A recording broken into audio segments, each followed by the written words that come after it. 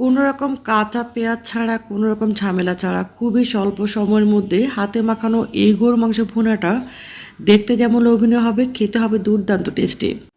আসসালামু আলাইকুম প্রিয় দর্শক, আশা করছি দূরে এবং কাছে, দেশে এবং দেশে বাইরে থেকে যে যেখান থেকে আমার ভিডিওটি দেখছেন সবাই ভালো আছেন। একদম ফার্স্টে একটা রিকোয়েস্ট করছি, সেটা হচ্ছে যারা আমার ভিডিওটি নতুন দেখছেন অথবা আমার চ্যানেলটি নতুন দেখছেন, প্লিজ চ্যানেলটিকে সাবস্ক্রাইব করার অনুরোধ রইল।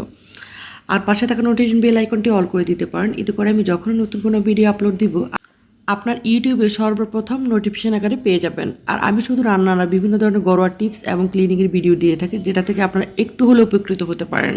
তো সরাসরি চলে আছি রেসিপির প্রসেসিংয়ে। এখানে আমি কিছুটা গরু মাংস নিয়েছি, এগুলো কেটে ভালো করে ধুয়ে নিয়েছি। এখন আমি যে পাতিলে রান্না করব সেই পাতিলটার মধ্যে নিয়েছি। এখন দিয়ে দিয়েছি এখানে টমেটো কুচি, মাঝখান থেকে কেটে কাঁচামরিচ, তারপর এখানে আমি দিয়ে দিয়েছি রসুন পেস্ট। এই রান্নাটার মধ্যে আমি কোনো প্রকার কাঁচা পেঁয়াজ ইউজ করব না। এখানে আমি রসুন পেস্ট প্রায় 2 টেবিল স্পুনের মতো দিয়েছি, আর দিয়ে দিয়েছি আদা পেস্ট। তবে রসুন পেস্ট থেকে আদা পেস্টটা একটু বেশি পরিমাণে দিতে হবে, যেহেতু এটা ভুনা করছি। তারপর এখানে দিয়ে দিচ্ছি জিরা পাউডার 1.5 টেবিল স্পুনের মতো। তারপর দিয়ে দিব ধনিয়া পাউডার দিব 2 টেবিল স্পুনের মতো। তো এখানে আমি ফার্স্টে বলে নিচ্ছি, এটা যেহেতু আমি ভুনা করছি, মাংসটাকে ভুনা করছি, তার জন্য মশলাটা একটু পরিমাণে বেশি দিচ্ছি। আসলে গরু মাংসটা অল্প মশলা দিয়ে রান্না করলে মজা হয়, আবার বেশি মশলা দিয়ে রান্না করলেও মজা হয়। আর আজকের এই রেসিপিটা যেহেতু আমি ভুনা করব, সেহেতু আমি একটু মশলাটা একটু বেশি অ্যাড করছি। তারপর আমি এখানে দিয়ে দিচ্ছি গরম মশলা পাউডার 2 টেবিল স্পুনের মতো, লবণ স্বাদ মতো, তারপর হচ্ছে লাল মরিচের গুঁড়ো 2 টেবিল স্পুনের মতো দিয়েছি। তারপরে এখানে দিয়ে দিয়েছি হলুদ। আসলে মরিচটা হচ্ছে আপনার ঝালটা কতটুকু খাবেন সেই অনুযায়ী অ্যাড করবেন। এখন আমি দিয়ে দিলাম তেল, তবে এখানে কিন্তু আমি তেলটা অনেক পরিমাণে দিইনি, মানে যতটুকু পরিমাণে প্রয়োজন ততটুকু পরিমাণে কিন্তু দেইনি।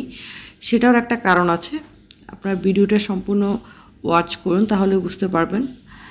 এখন এটাকে আমি হাত দিয়ে ভালো করে মিক্সড করে নিব।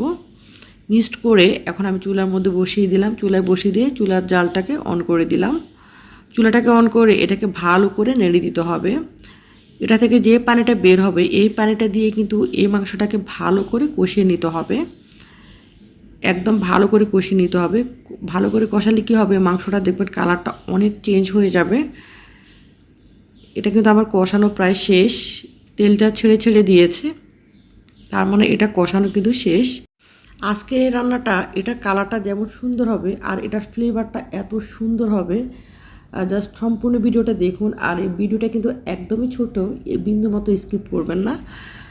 এখন এটার মধ্যে আমি দিয়ে দিয়েছি পরিমাণ মতো পানি, আর পানিটা অবশ্যই ঠান্ডা পানি দেওয়া যাবে না, গরম পানি। পানিটা দিয়ে আমি কিন্তু পানিটা অনেকটা কমিয়ে নিয়েছি, পানিটা অনেকটা কমিয়ে ঠিক এরকম পর্যায়ে এসেছে। এখন আমি একটা কাজ করব, যেটার জন্য এই মাংসের টেস্টটা সবচেয়ে বেশি ভালো আসবে আর সবচেয়ে বেশি মজা হবে। এখন একটা কড়াইয়ের মধ্যে দিয়ে দিয়েছি পরিমাণ মতো তেল। তারপর এখানে আমি তেলটা দিয়ে দিয়েছি পেঁয়াজ কুচিটা একটু বেশি পরিমাণে দিলে বেশি ভালো লাগবে। এখন আমি পেঁয়াজটাকে একটু লাইট ব্রাউন করে ভেজে নিব, তবে অবশ্যই খেয়াল রাখতে হবে এটাকে লাইট ব্রাউন করে ভেজে নিতে হবে, ডার্ক ব্রাউন কোনোভাবেই করা যাবে না। ভেজে তারপর এই যে মাংসর মধ্যে এখন আমি দিয়ে দিলাম, মাংসর মধ্যে দিয়ে এটাকে আবার 5 থেকে 7 মিনিটের মতো করে চুলাটাকে মিডিয়ামে রেখে এটাকে কুক করতে হবে। যখন এটা কুক করা হয়ে যাবে তখন দেখবেন এটার থেকে খুব সুন্দর একটা ফ্লেভার ছড়াবে, আর এটা কালারটা আরও অনেক চেঞ্জ হয়ে যাবে। দেখুন এটা কালারটা যেমন সুন্দর হয়েছে আর খেতে তো কি দুর্দান্ত হয়েছে। জাস্ট এভাবে একবার ট্রাই করে দেখুন, তাহলে বুঝতে পারবেন কতটা টেস্টি একটা রেসিপি এটা। এই কোরবানি দিয়ে কিন্তু একবার হলেও ট্রাই করতে ভুলবেন না, এই রেসিপিটি একবার হলেও ট্রাই করে দেখবেন। এটা রুটি, পরোটা, ভাত, পোলাও, বিরিয়ানি যেটার সাথে খান না কেন জাস্ট অসাধারণ লাগবে। ভিডিওটি যদি এতটুকু ভালো লাগে প্লিজ লাইক কমেন্ট শেয়ার করতে ভুলবেন না, আর চ্যানেলটিকে সাবস্ক্রাইব করে পাশে থাকবেন। আসসালামু আলাইকুম।